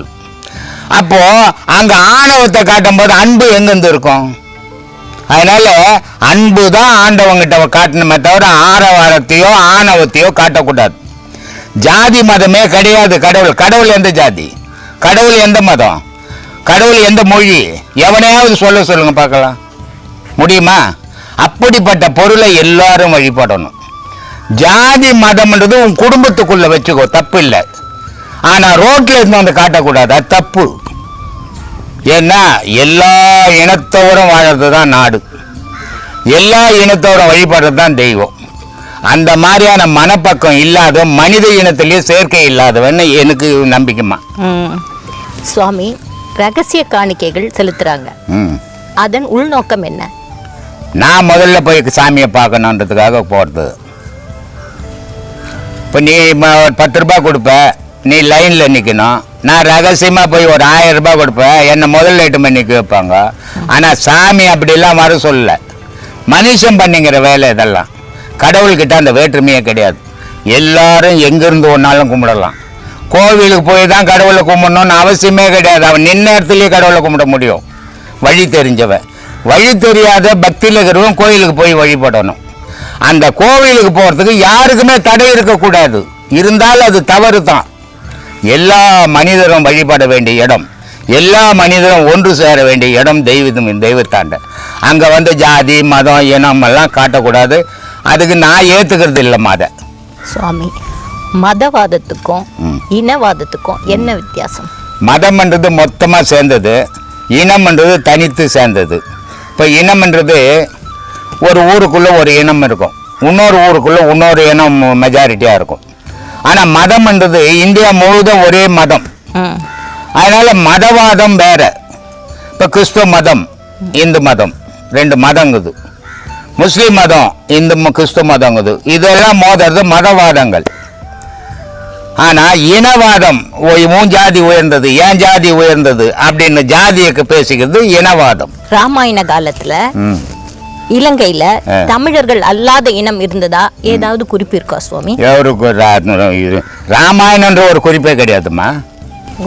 எல்லாமே எழுதப்பட்ட கதைகள் தான், நிஜம் எதுவும் கிடையாது. ஏன்னா குரங்கு போய் போர்க்காலத்தில் நிற்க முடியாது இல்லையா? அப்போ ராமர் கூட இருந்ததெல்லாம் பெருவாரி குரங்குங்க தான். அப்போ குரங்கு மனுஷனாக இருந்திருக்கணும், இல்லை மனுஷன் குரங்கா இருந்திருக்கணும். அது எதுவாக இருந்தது சொல்லு? குரங்கா தான் இருந்தது. அப்போ குரங்கா இருந்தால் ஒரு நாட்டு மன்னங்கிட்ட போய் சண்டை போட முடியுமா? முடியாது. ஆனால் போட்டுத ராமாயணம் சொல்லுது. அதனால அந்த மாதிரி கற்பனை கதைக்கெல்லாம் போகக்கூடாது. இப்போ அன்னைக்கு சரி ஜாதி இனமே இருந்தது, என்ன பண்ண போறோம்? இப்போ ஒன்றும் பண்ண போறதில்லை. சரி இல்லை, இப்போ என்ன பண்ண போறோம்? எடுத்து போய் சேர்க்க முடியுமா? அதுவும் இல்லை. அது எதுக்கு? தேவையற்ற விஷயம். வீட்டில் நம்ம பூஜை பண்ணும்போது எப்பவுமே நமக்கு அந்த லக்ஷ்மி கடாட்சம் இருக்கணும் அப்படின்றதுக்காக நிறைய பேர் நிறைய விஷயங்கள்லாம் பண்ணிட்டு இருக்காங்க. அப்படிலாம் பண்றதுனால நம்ம வீட்டில் ஒரு லட்சுமி கடாட்சமும் வராது. துட்டுக்கிற வரைக்கும் லட்சுமி கடாட்சம் உங்ககிட்ட. உன்னை விட்டு துட்டு போச்சுன்னா பிச்சை கடாசம் தான். அதனால நீ பூஜை பண்ணி துட்டு வரதா நான் கூட பூஜை பண்ணிட்டோமா? பூஜை பண்ணிலாம் துட்டு வராது, உன் விதிப்படி வருது உனக்கு. அதை பயன்படுத்தி நல்லதுக்கு யூஸ் பண்ணிக்கோ. ஆனா இதெல்லாம் பண்ணி வருதுன்னா எல்லாரும் பண்ணி பணக்காரன் ஆயிடுவானே, ஏன் பிச்சைக்காரனே இருக்க மாட்டானே ஊர்ல? அதனால இதெல்லாம் கற்பனை. இந்த கற்பனை எல்லாம் நம்ம பேசக்கூடாது, நிஜம் மட்டும்தான் பேசணும். அப்ப எல்லாமே இவ்வளோ பாசிட்டிவாகவும் ஸ்போர்ட்டிவாகவும் ரொம்ப யதார்த்தமா சொல்லிட்டே இருக்கீங்க நீங்க. ஆனா சொல்ற ஒரு விஷயமும் உண்மை அப்படின்றது கேட்கும் போதெல்லாம் புரியுது.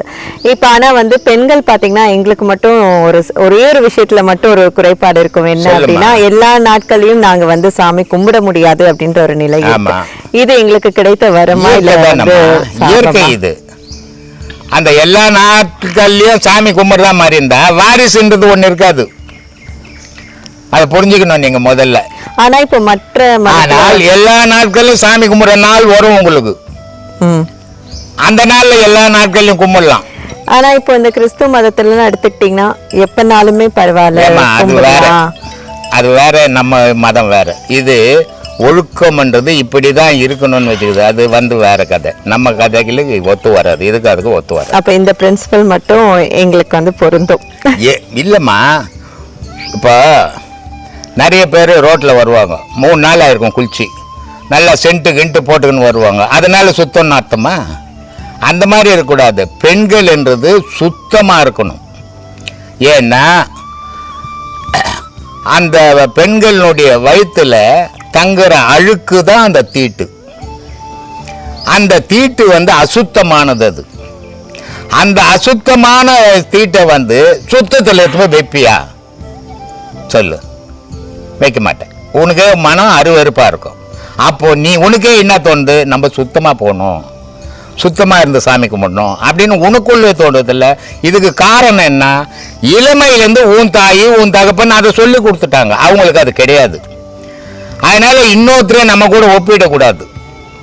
நம்மளுடைய போக்கு, நம்மளுடைய மதம், அதுக்கு ஒரு கோட்பாடு, அதில் என்ன சொல்லிக்குது, அதை விரும்பினால் நம்ம அந்த வழியில் தான் போகணும். விரும்பலைன்னா உன் இஷ்டப்படி போகலாம்.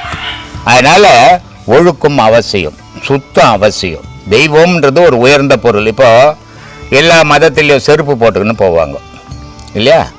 இந்து மதத்தில் செருப்பு போட்டுக்கின்னு போகக்கூடாது. ஏன் செருப்பு போட்டுக்கின்னு போகக்கூடாது? போனா என்ன அப்படின்னு கேட்பான். இந்த செருப்பாகப்பட்டு நீ நடக்கிறது எதுல காலை வச்சு வந்தது இல்லையா? எதுலையோ கால் வச்சது இல்லை. அதை எடுத்துன்னு போய் இறை இருக்கிற இடத்துல வச்சுக்கினீங்கன்னா அப்புறம் எங்க உனக்கு சுத்தம் இருக்கும்? இறை வழிபாடு எங்க கிடைக்கும் உனக்கு? மன தூய்மையா இருக்கணும்ன்றோம், அதே மாதிரி மேலேயும் தூய்மையா இருக்கணும் இல்லை? அப்பதானே சுத்தம் வரும். அதனால அந்த செருப்பை கழட்டி வெளியே விட்டுட்டு உன் கால் அந்த செருப்பு தாங்கந்தாலும் சுத்தமா இருக்குது. அதனால நீ போகலாம். உன் செருப்பு அங்க போகக்கூடாது. இதைதான் விவேகானந்தர் அமெரிக்காவில் செய்து காட்டினார். செருப்பு போட்டுக்கின்னு போகக்கூடாது உங்க மதத்தில் அப்படின்றீங்களே, அதில் என்ன தவறு இருக்குது? நாங்கெல்லாம் எங்க மதத்திலலாம் போட்டுன்னு போறோமே அப்படின்னுட்டாங்க. அப்போ அவங்களுக்கு பதில் சொல்லி ஆகணும். அவங்களுடைய தலைவர் போட்டோ ஒன்று கீழே வந்தது, பேப்பர், அது மேலே இவர் செருப்பு காலை வச்சாரு. அவங்க கேட்குறாங்க, இது தலைவர் போட்டோ மேலே கால் வைக்கிறது. தலைவர் போட்டோக்கே கால் வைக்கிறேன், தெய்வத்துக்கு எப்படா காலை வைக்கிறதுன்னாரு. அது மாதிரி எந்த மதமா ஒன்றா இருக்கட்டும், தெய்வம்னு வழிபடும் போது அங்கே சுத்தம்ன்றது ஒன்று அவசியம். முஸ்லீமில் பார்த்தீங்கன்னா நிறைய கறி சாப்பிடுவாங்க. மசூதிக்கு போயிட்டாங்கன்னா 12 வாட்டி கை கால் மொத்தம் மூஞ்சி கீஞ்செல்லாம் தேய்ச்சி கழுவி நிற்பாங்க. ஏன்? அப்படியே போய் கும்பிட்டா என்ன? தெய்வ வழிபடுற இடத்துல சுத்தம் இருக்கணும் முதல்ல. அதுக்காக தான் அவங்க அப்படி பண்றாங்க. இது அவங்க மட்டும் இல்லை, எல்லா மனிதனும் பண்ண வேண்டிய விஷயம் இது. இப்போ அடுத்தது இந்த வெள்ளரிக்கம்பூ. இந்த வெள்ளரிக்கம்பூ பார்த்தீங்கன்னா நம்ம விநாயகருக்கு படைச்சா ரொம்ப நல்லது, விசேஷம் அப்படின்னு சொல்றாங்க. இப்படி ஒரு கடவுளுக்கும் ஒவ்வொன்று இருக்கு. இப்போ சிவனுக்கு வில்வ இலை அப்படின்றாங்க. இந்த மாதிரி பிரிச்சு அந்தந்த கடவுளுக்கு இந்தந்த பூ இந்தந்த இலை அப்படின்றதெல்லாம் உண்மையிலே இருக்குங்களா சமுதாயத்துல? இப்போ சாதாரண ஒரு சிறியானங்கை தழை இருக்குது, இலை இருக்குது இல்லை? அதே நேரத்தில் இந்த பூண்டு தழையா இருக்குது. இந்த தழையா அதுவும் ஒன்றாகுமா? ஆகாது. அது மருந்து. இது சாதாரண தழை. அந்த மாதிரி அந்த மருந்து தழை, வில்வம்ன்றது ஒரு மருந்து தழை, வெள்ளெருக்குன்றது ஒரு மருந்து தழை. அந்த வெள்ளெருக்கினுடைய நாறு தான் ஒரு குழந்தை பிறந்த உடனே அந்த நாரை பிச்சு திருவி அண்ணா கயிறா முதல்ல கட்டுறது வெள்ளெருக்கு வேர் தான். ஏன் அதை கட்டினா? ஏன் ஒரு பெரிய தாம்பு கௌரியத்தை கட்டினா அண்ணா? மெடிசின் அது இல்லையா? ஒரு நாய் கட்சிச்சுன்னா ஒரு பூண்டு இலையை எடுத்து பால் எடுத்து விட முடியுமா? ஆனால் வெறுக்கும் பால் தான் விட முடியும். ஏன்? விஷமுறிப்பு. அப்போது இதே மாதிரி தழைகளுக்கும் ஒவ்வொரு தெய்வத்துக்கும் ஒரு புஷ்பம் வைக்கிறதும் ஒரு இலையை சாத்துறதுக்கும் காரணங்கள் இல்லாமல் செய்யலை. எல்லாம் ஆராய்ஞ்சு தான் வச்சாங்க அவங்க. அதில் நம்ம முட்டாள்தனமாக தெரியாத நம்ம எதையோ பண்ணிங்கிறோம். அதனால் அவங்க வச்சது தவறு கிடையாதும்மா. இப்போ அதே மாதிரி இந்த வெள்ளரிக்கம்பு வேர் வந்துட்டு நம்ம வாசல்ல வைக்கணும், வச்சா நல்லது அப்படின்றாங்க. காத்து கருப்பு வராது அப்படின்றதுக்காக வெய்யேன்னுவாங்க. ஓகே. அப்ப இந்த காத்து கருப்பு அதெல்லாம் இருக்கா? காத்து கருப்புன்னு உன் மனசுல தான் இருக்குது. இப்ப நீ வெள்ளை இருக்க வச்சுட்டு உடனே நீ என்ன நினைச்சிரு, உன் மனசு என்ன நினைச்சுக்கிச்சே வேறு வச்சுடும் பேய் வராது. அப்ப பேய்ன்றது உன் மனசுக்குள்ளதாங்க, வெளியே பேயே கிடையாது. பேய்ன்றது ஒரு பயம், வெளியே எந்த பேயும் கிடையாது. இப்போ ஒரு தைரியமானவன் ராத்திரிக்கெல்லாம் சுடுகாட்டில் ஊரெல்லாம் திருடிட்டு ராத்திரிக்கு போய் சுடுகாட்டில் பத்துக்கிறான். ஒரு பயங்காளி வீட்டு உள்ளவே படுக்க மாட்டேன்றான். இதுக்கு பேய் காரணமா பயம் காரணமா?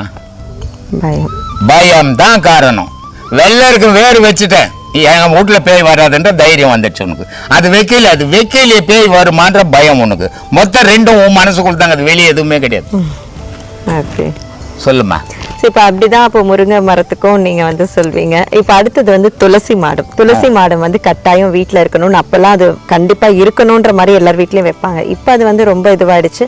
ஆனா அப்பெல்லாம் வந்து அதுக்குன்னு ஒரு மாடம் அமைப்பாங்க, அது பின்னாடி அதெல்லாம் இடம் தாராளமா இருந்த காலம். இப்ப எல்லாம் துளசி மாடம் வச்சு போட்டு இவனுக்கே படுக்க இடம் துளசி மாடம் எங்கிருந்து கட்டின்னு இருக்குது. துளசி ஏன் வச்சான்னா, காலையில் எழுந்து அதுக்கு ஒரு மஞ்சள் குங்குமம்லாம் வச்சு போட்டு அதுக்கு ஒரு தீவார்த்தனை பண்ணிவிட்டு 4 துளசி இலையை புட்டு சாப்பிட்டான்னா உடல் ஆரோக்கியமாக இருக்கும். அதுக்காக துளசி வீட்டுக்கு வச்சாங்க. இப்போல்லாம் துளசி வைக்கிற அளவுக்கு இடம் கிடையாது. இவன் படுக்கிறதுக்கு இடம் இல்லை, துளசி மாடம் எங்கேருந்து வைக்கிறது? அதனால் அதெல்லாம் சாத்தியம் இல்லாத காலம். இப்போ அடுத்து இந்த கண் இமை துடிக்குது அப்படின்றாங்களா, லெஃப்ட் ஹேண்ட் சைடு துடிச்சா ஒரு பலன்றாங்க, வலது பக்கம் பல. எனக்கு டெய்லி துடிக்குது ரைட் ஹேண்ட் சைடு, என்ன வருமான்ற ஒன்றும் வரல. வாயு சம்பந்தப்பட்டதுமா, அது காத்து சம்பந்தப்பட்டது, உடலுக்குள்ள காத்து சம்பந்தப்பட்டது, அது அதிர்ஷ்டம் சம்பந்தப்பட்டது இல்லை. எனக்கு டெய்லி துடிக்குது, ஏன்னா கொட்டுமா, நான் ஒன்றும் கொட்ட காணும். அதனால இதுதான் கற்பனைமா. இப்ப எல்லா விஷயமும் நீங்க வந்து ரொம்ப யதார்த்தமா சொல்றீங்க. அப்போ வந்து நீங்க வந்து கடவுளை எப்படி கும்பிடலாம்? நான் தான் கடவுள், எனக்குள்ளதான் இருக்குது கடவுள். அப்ப அதை நம்ம எப்படி வந்து கும்பிடணும் நீங்க? அதாம்மா, எனக்குள்ள இருக்குது கடவுள். அதை எப்படி கும்பிடணும்னு நான் தெரிஞ்சுக்கினேன். என்னை தேடி வரவங்களுக்கு எப்படி கும்பிடணும்னு சொல்லியும் கொடுக்குறேன். ஆனா எல்லாராலையும் அப்படி கும்பிட முடியாது, வழி தெரியாம பயணம் பண்ண முடியாது. அதனால என்ன கூட வெளிநாட்டுல இருந்து நிறைய பேர் கேட்குறாங்க, சாமி எங்களால் வர முடியல, ஃபோனில் உபதேசம் சொன்னீங்கன்னா செய்கிறோம், இல்லை லெட்டரில் கொடுத்தீங்கன்னா செய்கிறோம். அப்படியெல்லாம் கொடுக்க முடியாது இது, ஏன்னா இது உயிர் விஷயம். நேராக வந்தால் நான் எப்படி செய்யணும், நான் செய்து காட்டி தான் உன்னை செய்ய வைப்பேன். வாயில் சொல்கிற விஷயம் இல்லை. அதனால் அப்படியெல்லாம் வர முடியாது, சொல்ல முடியாது பண்ணிடுவேன். அதனால் இது வந்து கரெக்டாக வந்து குருக்கிட்ட வந்து உபதேசம் வாங்கி செய்தால் மட்டும்தான் செய்ய முடியுமே தவிர தானாக செய்ய முடியாது. அடைய முடியும் அப்படின்னு உங்கள் கருத்தை வந்து பதிவு பண்ணியிருக்கிறீங்க. உதாரணமாக இப்போ ஒரு குழந்தை இருக்குது என்றால் ஒரு சின்ன சாக்லேட்டுக்கு ஆசைப்படுது. அதை நம்ம வாங்கி கொடுத்தோம்னா அந்த ஆசையை அடைஞ்சிட்டதுனால அது மகிழ்ச்சி அடையுது. ஒரு சிறுவன் இருக்கிறான், ஒரு சைக்கிள் கேட்கிறான், அவனோட ஆசை இருக்குது. ஒரு புல்ல தண்ணி அடிக்கிறது, ஒரு புல் பாட்டில் வாங்கி கொடுத்தீங்கன்னா அவன் இப்படியாக ஏதாவது ஆசைப்பட்டால், அவன் ஆசைப்படுறதெல்லாம் நீ கல்யாணம் பருவம் வந்துச்சுன்னா அப்பா கல்யாணம் பண்ணி வச்சாருன்னா நல்ல அப்பான்றான், கல்யாணம் பண்ண திருட்டு அப்பான்றான். அதனால மற்றவங்களுடைய ஆசையை நிறைவேற்றும் போது நீ நல்லவன் ஆகிற. இந்த நல்லவனை நான் சொல்லலை, எனக்கும் ஆசை உண்டு, நான் ஆசை இல்லாத வாழலை. இப்போது எங்கள் பொண்ணு வயிற்றுல பேத்தி, எங்கள் பேத்திக்கு ஒரு பொண்ணு எத்தனையாச்சு 4 வருஷம் வந்துடுச்சு. ஆனால் இப்போ 25ஆம் தேதி இங்கே பிறந்த நாள் கொண்டாடினாங்க. ஆனால் நான் இங்கே தான் உட்காந்துக்கின்னுக்கிறேன். என்னை கூப்பிட்டாங்க, நீ தான் வந்து ஆசீர்வாதம், இந்த வேலையெல்லாம் வச்சு நீ என்கிட்ட வரக்கூடாதுன்ட்டு. ஆனால் மற்றவங்க என்ன பண்ணுவாங்க, ஊரில் யாருக்குமே கூட எனக்கு தாங்க கொள்ளு பேத்தி இருக்குது ஆசை. ஆனால் என்னுடைய ஆசை அது இல்லை. ஆசை இருக்குது எனக்கு, இந்த பொண்டாட்டி மேலே ஆசை, புள்ள மேலே ஆசை, பேர மேலே ஆசை, பேத்தி மேலே ஆசை இல்லை. எனக்கு இருக்கிற ஆசை ஆண்டவன் மேலே ஆசை இருக்கணும். நான் ஏற்கனவே சொல்லிக்கிறேன், கௌதம் புத்தர் சொல்றாரு, ஆசையை அறவே ஒழித்து விடு, ஆசையே துன்பத்துக்கு காரணம்னாரு. நான் அதுலேருந்து கொஞ்சம் மாறுபட்டவன். ஆசையை அறவே ஒழிச்சது ஒன்று பணம் தான். பணத்தை தவிர எறும்பு கூட ஆசைக்குது, இறை தேடுது. காவாயில் இருக்கிற கொசு கூட பசி எடுத்துக்குதுன்னா உன்னை வந்து கட்சி உன் ரத்தத்தை குடிச்சிட்டு போகுது. ஆசை இல்லாத உயிர் இல்லை, உயிர் தான் ஆசை, ஆசை தான் உயிர். அப்போ ஆசை இருக்குது. அந்த ஆசை எப்படிப்பட்ட ஆசைன்றதான் பிரச்சனை. அவர் தண்ணி கேட்டாருங்க வாங்கி கொடுத்துங்க, அவர் சைக்கிள் கேட்டாருங்க வாங்கி கொடுத்துங்க, அவர் சாக்லேட் கேட்டாருங்க கேட்டால் அது அஞ்ஞானியினுடைய வேலை. ஏன்னா வீட்டில் இருக்கிறவங்களுக்கு வாங்கி கொடுக்கணும். மெஞ்ஞானியினுடைய வேலை அவன் எது கேட்குறான் அவன் கண்டுக்கவே கூடாது. கடவுள் என்ன கேட்குறான்னு பார்த்துக்கணும். அவன் தான் மெஞ்ஞானி. இதை தான் திருமூலர் ரொம்ப அழகாக சொன்னார். அருமீன் ஆசை அருமீன். உனக்கு இந்த உலகத்தில் இருக்கிற ஆசையெல்லாம் அறுத்துடுப்பா இல்லையா. ஈசனுடன் இருப்பினும் ஆசை அருமீன். அடடே இங்கே மட்டும் அறுத்தா போதாதுப்பா, கடவுள் கொடுக்கும்போது கூட ஆசையை அறுத்துடு. ஆனால் ஆசை இல்லாதவனை பற்றிக்கோணும். ஆசை இல்லாதவனை ஆசை இல்லாத புடிச்சுக்கூடாணும். அருமீன் ஆசை அருமீன் ஈசனுடன் இருப்பினும் ஆசை அருமீன். ஆசை பட ஆய்ந்து வரும் துன்பங்கள் ஆசை விட ஆனந்தமாமேனம். அப்போ மனிதனுடைய ஆசை எங்க இருக்கணும் அப்படின்னா, அஞ்ஞானியுடைய ஆசை அவன் குடும்பத்து மேலே இருக்கணும், தப்பு இல்லை. மெஞ்ஞானியினுடைய ஆசை அவன் குடும்பத்து மேலே இருக்கக்கூடாது. அதுக்கு தான் சொன்னேன் ஒரே ஒரு எக்ஸாம்பிள். நான் செய்த வேலையை இது வரைக்கும் யாவனும் செய்ததில்லை அப்படின்னு சொன்னேன். அது சில பேர் கஷ்டமாக கூட இருக்கும். ஏன் இவர் தான் செய்வாரா, வேறு யாருன்னா செய்ய மாட்டேன், செய்ய முடியாது. ஏன்னா எத்தனை பெரிய பணக்காரனாக இருந்தாலும் முதல்ல அவன் இருக்கிறதுக்கு ஒரு வீடு வாசல்லாம் கட்டிப்பான் இல்லை. அப்புறம் ஊரில் வந்து கோயில் கட்டுவான், அப்புறம் ஆசிரமம் கட்டுவான். இது இயற்கையாக நடக்கிற விஷயம். ஆனால் நான் தங்க ஒரு தாவாரம் இல்லை, தேவாரம் ஏது கடி குதம்பாயினம். என்ன சொன்னா? தான் தங்க ஒரு தாவாரம் இல்லை, தேவாரம் ஏது கடி குதம்பாயினா. அது மாதிரி தான் தங்கத்துக்கு ஒரு தாவாரம் இல்லை சாமி. வாடகை வீட்டில் உட்காந்துக்கிறேன் பார்த்தீங்கல்ல, ஒரு வீடியோ எடுத்து போட்டு ஏசி பண்ணணும், வீட்டை காலி பண்ண நின்றுக்கிறாங்க. மார்ச் மாதம் காலி பண்ணுறேன் நிற்கிறேன். ஆனால் கோடி கணக்கில் கொட்டினேன் இங்கே. இதை எடுத்து ஒரு கால் மேலே கட்டி வாழ முடியாது. எனக்கு முடியும். அதான் உன் ஆசை என் ஆசைக்கும் வித்தியாசம். நீ என்ன பண்ணுவேன், மேலே இன்னொரு வீடு கட்டிடலான்னு கட்டிடுவேன். நான் என்ன பண்ணுவேன், துட்டு வந்ததுன்னா இதுக்கு மேலே இன்னொரு வீடு கட்டினா வெளிநாட்டுக்காரர் வந்து தங்குவாங்களேன்னு யோசிப்பேன். ஏன்னா என்னுடைய எண்ணங்கள்லாம் பொது நோக்கம், உன்னுடைய எண்ணங்கள்லாம் சுய நோக்கம் இல்லையா. அஞ்ஞானினுடைய இயக்கம் சுய இயக்கம் இருக்கும், அது தப்புன்னு சொல்ல முடியாது. ஆனால் நான் வந்து சுயத்துக்கு போயிடக்கூடாது. இப்போ நான் ஒரு வீடு கட்டினா என் பொண்டாட்டி என் பிள்ளை என் பேரன் பேத்தி தான் அதில் விளையாடும். ஆனால் இங்கே கட்டினதால் எத்தனை ஆயிரம் பேர் பயன்படுறான். இதுதான் முக்கியம். வீட்டுக்குள்ளே செய்கிறது ஒரு விலங்கு மாதிரி, ஊருக்கு செய்கிறது மனிதன் செய்கிறது. அதனால தான் நான் அடிக்கடி சொல்லுவேன், பொதுநலம் செய்கிறேன்னு சொல்லிட்டு சுயநலத்துக்கு பயன்படுத்திக்காது, சுயநலம் செய்கிறேன்ட்டு பொதுநலத்துக்கு பயன்படுது அப்படின்னு. ஊரில் சேர்ந்தேன் நான் கோயில் கட்ட பாருங்கன்னு வசூல் பண்ணி பாதி அங்கே போட்டுட்டு பாதி வீட்டுக்கு எடுத்துன்னு வந்துடுறாரு. உன்னுடைய பணத்தை போட்டு நான் செய்ய பாருங்க அப்படின்னு செய்துட்டு ஊருக்கு கொடுத்துடும். இது பொதுநலத்தில் சுயநலம், சுயநலத்தில் பொதுநலம். உனக்கு எது வேணும் நீ செலெக்ஷன் பண்ணி கொடுத்தாங்க. நன்றி சார்.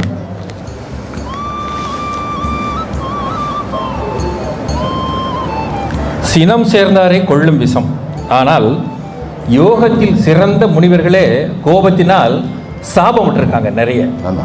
சார் அவங்களுக்கு ஏன் அந்த மாதிரியான கோபங்கள்லாம் வருது? அவங்கெல்லாம் கோபத்தை அவங்களே வேணா முனிவருங்க கிட்ட போவேண்ணா. நம்ம சாதாரண நம்ம ஆளுங்க கிட்ட சொல்கிறேன். இத்தனை நாள் இவங்கெல்லாம் குடும்பத்தில் இருந்தாங்க, இப்போ வந்து உபதேசம் வாங்கியிருக்கிறாங்க. இத்தனை நாள் இவங்க பையன் போய் டிவியை நல்லா சவுண்டாக வச்சு கேட்பான், சவடை மாதிரி. அப்போவும் இவங்க கம்முன்னு இருப்பாங்க, பையன் தானே வைக்கிறான் என்ன பண்ணுறது அப்படின்ட்டு. பொண்ணு போய் இவர் வச்சதை ஆஃப் பண்ணிவிடும். சரி என்ன பண்ணுறது, பொண்ணு தானே ஆஃப் பண்ணிச்சுன்னு இருப்பாங்க. ஆனால் இப்போ உபதேசம் வாங்கிட்டு போய் சவுண்டு வைக்கிட்ட பையனுக்கு 2 அரை ஊதுப்பார். ஏன்? இவர் போகிற பாதை அப்படிப்பட்ட பாதை. அதுக்கு எவை இடைஞ்சலாக வந்தாலும் கோவப்படுவான். ஆனால் முதல்ல அவனை மாதிரியே இருந்துட்டான் இல்லையா. நம்ம இவர் ரொம்ப நல்லா சொல்லுவார், கிருபானந்த வாரியார். ஒரு பாலம், ஒரு பாலத்து மேலே ஒரு பக்கம் யானை போகுது, குளிச்சுட்டு நல்லா பூஜை பண்ணிட்டு போகுது. அது அந்த பக்கம் ஒரு பன்னி வருது, பீல பிறண்டுட்டு ஊரில் இருக்கிறதெல்லாம் உடம்பெல்லாம் பூசிக்கின்னு வருது. எப்படி வருது தெரியுமா? என்ன மாதிரி கருவும் பிடிச்சி வருது. அது இந்த பன்னி திவ்லுண்டு இவ்வளோ பெரிய யானை இந்த பன்னியை பார்த்துட்டு அப்படியே புண்ணி குறுக்கி ஓரம் போய் நிற்கிது. இல்லையா இவ்வளோண்டு பண்ணியை பார்த்து இவ்வளோ பெரிய யானை பயந்து ஓடி ஒடுங்கி நிற்குது. ஏன் நிற்குது அப்படின்னா இது சுத்த பொருள், அது அசுத்த பொருள். அது சும்மா வீசிச்சுன்னா இது குளிச்சதெல்லாம் போச்சு. அதனால் அதை பார்த்து பயந்து ஒடுங்கி நிற்குது. இன்றைக்கி மனுஷன் அப்படி தான் இருக்கிறான். அதனால் அவனை பார்த்து பயந்து ஒடுங்கி நிற்க வேண்டாது நம்ம, தெரியுமா? அது மாதிரி சுத்த பொருள், அசுத்த பொருள் அப்படின்னு பரிசுத்த பொருள், 3 விதமான பொருள்கள் இருக்குது. இப்போ காவாயில் விழுது தண்ணி, மழை பெய்யுதில்ல, தண்ணி காவாயில் ஊது. என்ன தண்ணி? அது தண்ணி தானே. என்னான்னு சொல்கிறோம்? ஏய் அசுத்த தண்ணிடா, காவா தண்ணிடா தோன்றோம். அதே தண்ணி ஒரு குளத்துல ஊது, என்ன சொல்கிறோம்? சுத்த தண்ணி பண்ணுறோம். அதே தண்ணி மெடிக்கலுக்கு பிடிக்கிறான் நேரம் கொட்டும் போது அதை என்ன சொல்கிறோம்? டிஸ்டில் வாட்டர் அப்படின்றோம். 3 மழை தான். ஆனால் விழுந்த இடத்துக்கு ஏற்ற மாதிரி பேர் அதுக்கு. நீ வாழறதுக்கு ஏற்ற மாதிரி உனக்கு பேர் போ. இதுக்கு மேலே நான் என்னம்மா சொல்கிறது சார்? அநியாயமாகுது உன் கேள்வி. கேளு கேளு கேளு, இறங்கிட்ட ஒரு முடிவோடு வந்துட்ட போடு. இப்போ இங்கே உபதேசம் வாங்கினவங்களாம் எப்படி பட்டுக்கிறாங்கன்னா அசுத்தத்துலேருந்து சுத்தத்துக்கு வந்துக்கிறாங்க. இப்போ சுத்தத்துலேருந்து பரிசுத்தத்துக்கு போகணும். அதுக்கு கொஞ்சம் நாள் ஆகும். அது வரைக்கும் மாதம் மாதம் வரணும். வந்தால் தான் அந்த பரிசுத்தம் தெரியும், இல்லைன்னா தெரியாது. அப்படியே போயிட வேண்டியது தான். நான் மகா ஞானி நிற்கணும். சொல்லு சாமி. இதற்கு முன்னால் வந்து ஒரு பெண்மணி உங்கள்கிட்ட வந்து ஒரு கேள்வி கேட்டாங்க. சொல்லுவேன். சனாதன தர்மத்தில் வந்து ஏதோ ஒன்று சொல்லியிருக்கிறாங்க, பெண்களை இழிவுபடுத்தியிருக்கு அப்படிங்கிற மாதிரி சொன்னாங்க. நீங்கள் ஒரு நீண்ட விளக்கமாக எதாவது அந்த பொண்ணு போயிடுச்சா? இருப்பாங்க, பின்னாடி இருப்பாங்க நினைக்கிறேன். ஆனால் நான் என்ன சொல்ற வர அப்படின்னா, சரி, ஆவதும் பெண்ணாலே அழிவதும் பெண்ணாலே அப்படின்னு சொல்லியிருக்கிறோம். சரி, ஆவதும் பெண்ணாலே அழுவதும் பெண்ணாலே. சரி, ஒரு ஆணின் வெற்றிக்கு பின்னால வந்து ஒரு பெண் தான் இருக்கிறாங்க அப்படின்னு சொல்லி இதெல்லாம் வந்து ஆண்கள் பெருமையாக பேசுகிறோம். அதனால ஐயா வந்து ஆண்களோட பெருமை என்னன்னு சொல்லுங்க. கம்பங்கிட்ட போயிட்டு ஒரு மனுஷன் கேட்குறான், ஏன் சாமி பெரிய பெரிய ராஜாக்கள், பெரிய பெரிய வீரர்கள் அத்தனை பேரும் ஒரு பெண்ணுடைய காலடியில் விழுந்துக்கிறானே, இந்த பெண்ணுக்காக கொலை பண்ணிக்கிறானே, பெண்ணுக்காக அத்தனை நாட்டை அபகரிக்கிறானே, இது ஏன் சாமி பெண்ணுக்கோசமே செய்கிறான்? அப்போ பெண்ணுக்கிட்ட என்ன சக்தி இருக்குது அப்படின்னு கம்பங்கிட்ட கேட்குறாங்க. கம்பம் சொல்கிறாரு, அட பைத்தியக்காரா, இது ஒன்றும் இல்லைடா, நடை உடை பாவனைடானார். அவள் நடக்கிற நடத்தை, அவள் கட்டிங்கிற ஆடை, அவள் செய்கிற சேஷ்டை, இது 3 சேர்ந்து உலகமே அவகிட்ட அடிமையாகுதுறானா. சரி, இது மீண்டு வருமானா? மேலாகுதா? மீண்டுதுன்னா உலகம் அழிஞ்சிடுறானா? பாரதியார் பெண்களை பற்றி பேசினார் இல்லை? எல்லா மகான்களும் பெண்களை பற்றி பேசினான். எந்த பெண்களாவது ஆண்களை பற்றி பேசி கொடுத்தது உண்டா? இல்லை. ஏன் பேசுறதில்லை அப்படின்னா, பெண்ணென்ற ஒரு இனம் இல்லைன்னா ஆணுன்ற ஒரு இனம் இல்லை. பெண்ணென்ற ஒரு சக்தி இல்லைன்னா காந்தம் என்ற ஒரு சக்தியே இல்லை. அப்போ பெண்ணென்ற பேரே ஒரு புனித பேர் சாமி. இப்போ நேற்று கூட நான் சொன்னேன், பூமி இருக்குது, சந்திரன் இருக்குது, சூரியன் இருக்குது. இந்த 3 இயங்கணும்னா வெள்ளி ஓடும். வெள்ளி இல்லைன்னா பூமியை நிற்காது, சூரியனை நிற்காது, சந்திரனை நிற்காது, சுக்குநூறை செதறி போயிடும். அப்போது இத்தனையும் கட்டுக்குள்ளே வச்சுக்கின்னு அத்தனையும் ஏகிக்கினுக்கிறது வெள்ளி. வெள்ளின்னா என்ன? பெண்ணுன்னு அர்த்தம்.